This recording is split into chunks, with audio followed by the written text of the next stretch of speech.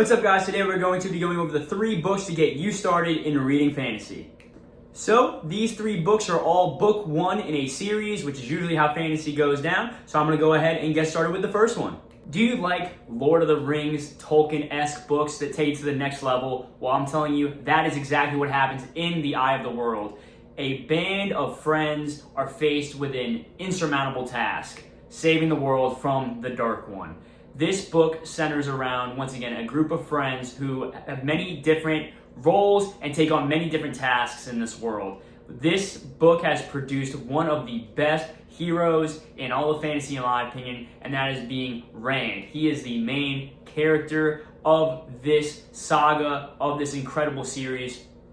What a fantastic book, and what a fantastic series. This is just the start. This is around 700 pages, I believe. So it is a bit of jumping into the deep end, but I can assure you that if you love epic worlds, fantastic magic systems, incredible dialogue, a real good political system as well in terms of getting into the nitty-gritty of what goes down in some of these fantastical worlds, then you will love this book series. And once again, I can't recommend it enough. I've read this 3 times now. You can see that my book has been taped up because of how many times this has been read. So you guys have a real desire and a real urge to read some epic fantasy and dive into the deep end, I would highly recommend this book. So the next book we have, The Blade Itself by Joe Abercrombie. This book, far different than the book I previously talked about, The Wheel of Time. So this book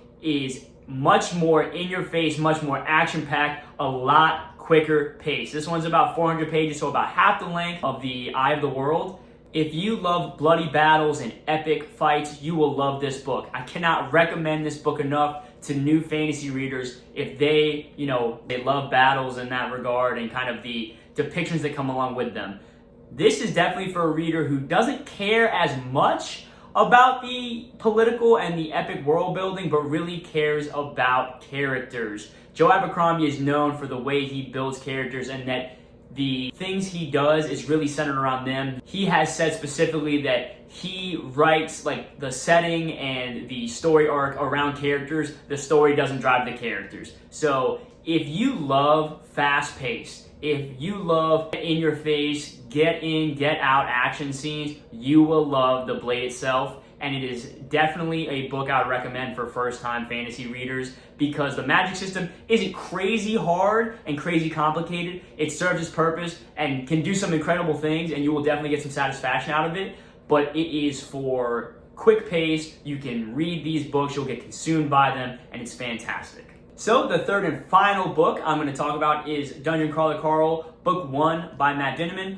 This is a book that is a literary RPG. It gets thrown up, I guess if it's fantasy or sci-fi. It's a mix of both. So I like to throw it in here because it is such an easy read. You can finish this book in really a weekend. It's phenomenal for first-time readers because it is so easy to consume and off a real dude in the real world that gets taken for a twist. Pretty much a normal guy gets posed the question of, what would you do if you got put into an alien game show that is Dungeons and Dragons themed, where you have levels, weapons, power-ups, and a whole assortment of skills?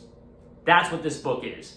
And once again, if you're just getting into fantasy, there's no crazy names to remember, there's no map to illustrate the insane scope and size of the continent. This is easy to consume. I can't reiterate that enough. So if you love those type of books, and if you also love talking cats, which I do, hence why I love this book, you will love Dungeon Crawler Carl. It has all the pizzazz, all the humor, and even some cool, like I said, fantasy-esque tropes, magic items and spells. If you like learning kind of game systems, you will love this book. It's so easy to consume, and it's phenomenal.